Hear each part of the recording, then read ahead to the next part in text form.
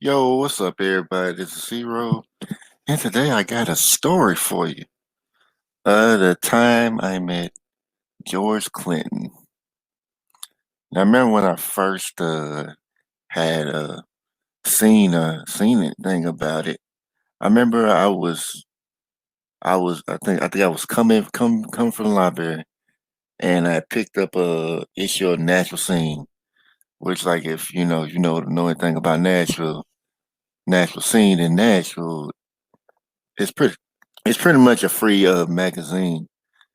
So in the magazine, it used to have events, and this is like it's like a few years back. I would say probably more accurately, maybe this probably happened maybe by this whole story happened maybe like probably 5 or 6 years back, but I say just a few years back, just safe side. So I remember like taking the magazine as like I usually do. And then I remember when I was at home, remember when I got home and I was chilling through the night. I was just looking through the next scene because sometimes they'll have like free events that that I may want to go to. And lo and behold, they did have a free event. Had a free event with George Clinton at the Vanderbilt University. I think it was it was a Divinity. I think it was at the Divinity School, I think. And and it was on Friday, so I said, "Oh, they not only got it, but it's the next day." So when I found out, I started trying to tell all my friends about it. Like, yeah, yeah, George Clinton gonna be at the gonna be at Vanderbilt tomorrow. You know, at 10. Yeah, it was at 10 a.m. So I'm trying to tell everybody I can, and like like I mean some of my friends could have made out there. I remember like one of my friends, he would have been out. Well, one of my best friends, he would have been out there, but he actually had to be somewhere else. So matter of fact, he did a spoken word at the TEDx event that they had in Antioch. If you know anything about Nashville, Antioch is South Nashville. So he did a spoken word there, which I could put in the comment section. It was called a Revolutionary Song by Atlas. It was really dope. I mean, I've heard it plenty of times, but it's still dope. It's a real pretty dope poem. But with that, he was that he had to go do that. So I was like, okay. So with me, I mean, I made sure to get up early enough for it, and and thinking about it, times are rough. So I think I got up maybe around like I think I got up maybe around like maybe 6 or 7 or something like that, and and just left the house. I walked there to the event. Yeah, and I walked back then because it was shoot times were rough. Like this was times were rough. So if you want to go somewhere, gotta do what I gotta do. Do it is what it is. Not ashamed of it. But remember I was walking there, and and then I walked there, and then when I got there, it took me a while to find where it was at because they didn't necessarily. Well, they didn't say it was. They didn't necessarily say it was. They didn't necessarily tell you where the Divinity School is because Vanderbilt's a big, a really big university, so you can get real lost in there. Not only have university, I mean, of course, it has a hospital too, but you can get really lost in Vanderbilt.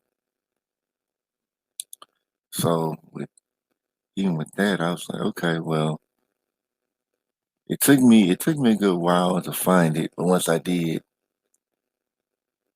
I went there once I got in there, I went there, and when I went in, he wasn't there yet, but they were doing something else, and that's when I found out that this was a Afrofuturism conference.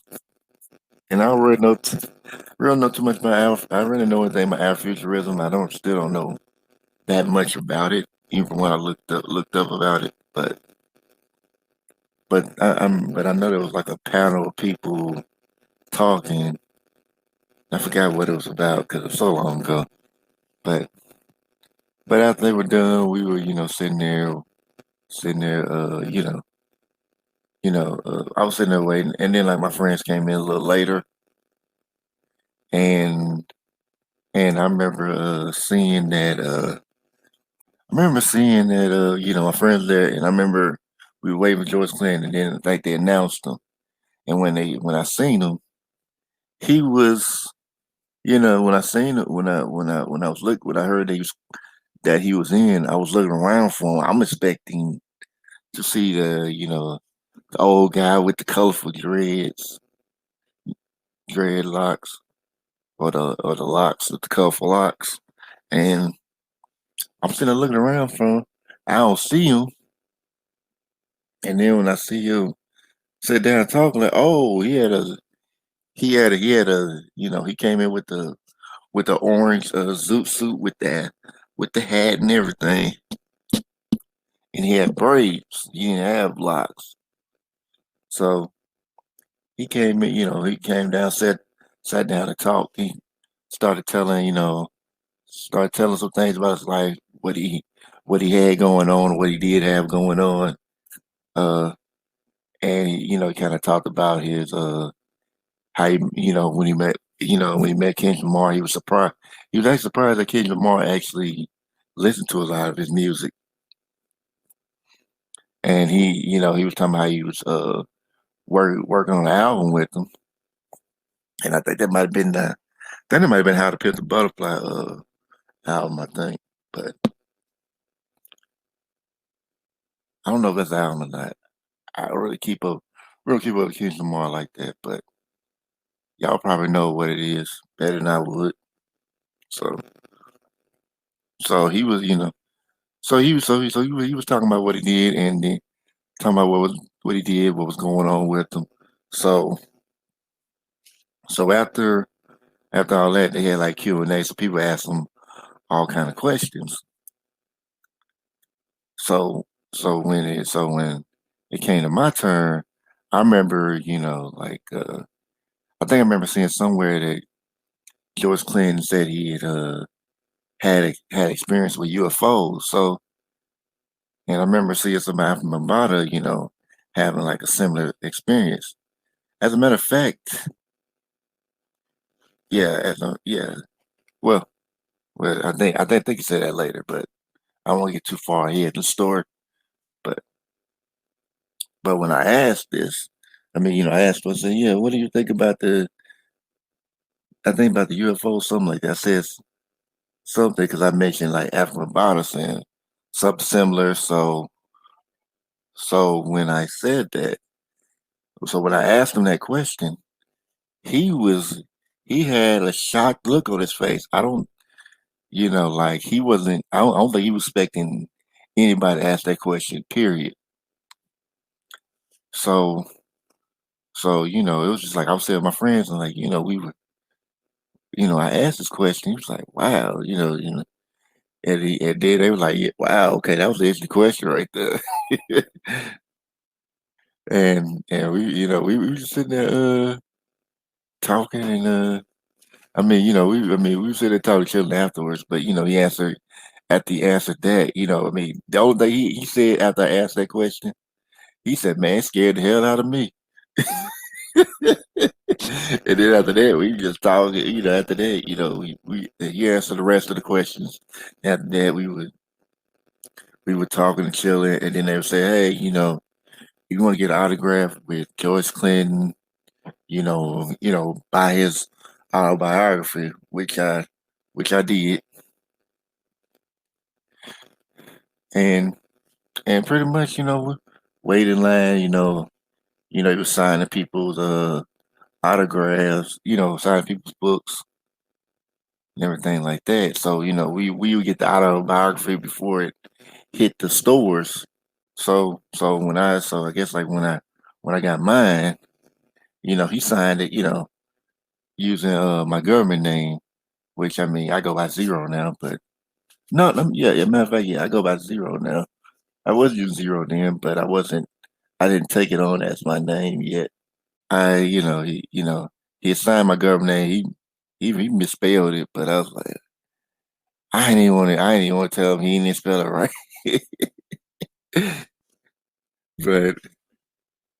but he was a cool dude. And like George Clinton was like really wanted to let me know, like, yeah, he wasn't high. He wasn't making this up. I said, I know you wasn't, because I done seen a lot of weird stuff. So I'm like, well, you said it happened to you, and you don't seem like you lying about it. So it's like, I don't think you crazy. Now some other people might think he crazy, but he was telling me because he wanted to say I wasn't high nothing when this happened. He told me the whole story. He was saying how him and Bootsy and were while driving one day, and then they say how they seen these three lights appear, and when they appeared, he was saying like they woke back up, and when they woke back up, it was like nighttime. So people had turned their lights and they were turning in, and for like 20 years they never talked about it. And one out of the blue one day, Boosie calls and said, "Hey man, you remember that one?" He said, "You remember that one time we were with them lights and all that?" He said, "Man, I thought I was dreaming. I thought that was a dream." So that's what he knew. It was definitely real. It's like what it could have been. I don't know. It's just like I wasn't there, so I can't really say for sure what George Clinton saw, but he saw something. That much I can say for sure. So when after that, I got to take a picture with them. Yeah, but this time it still was a time where I did not have a smartphone. So like one of my friends like that. As a matter of fact, when I got there to the event, some of the people I knew did not even tell me that this was going on. And I'm thinking like, I say that's unbelievable. Y'all knew this was going down Saturday, and y'all didn't say a word. But hey, it is what it is. But yeah, after took some pictures of it, and I was supposed to get some pictures of my friends, but never did. So you won't see a picture of me and him because we didn't. I didn't get one from her. So and I could not contact her to get the photos from her. So with that, you ain't gonna see no pictures of me and him together because didn't get a picture of it. But I can tell you the story with it. You can choose to believe me or you don't. But this is what happened. And then I think after that, we talked a little bit, and then we seen program there was more stuff going on. So me and my friends decided to stay for the rest of the Afrofuturism event, which George Clinton was just one part of it. So, and I mean, it was very interesting. We got to see different things, and then it was like one part in the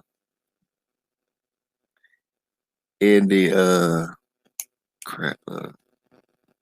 And in one of the programs it showed like a clip from Deep Space Nine, Star Trek Deep Space Nine. Like if you know about that, that was like the series where they had a black starship captain, and they showed it. I think like where he traveled back in time, and he traveled back into the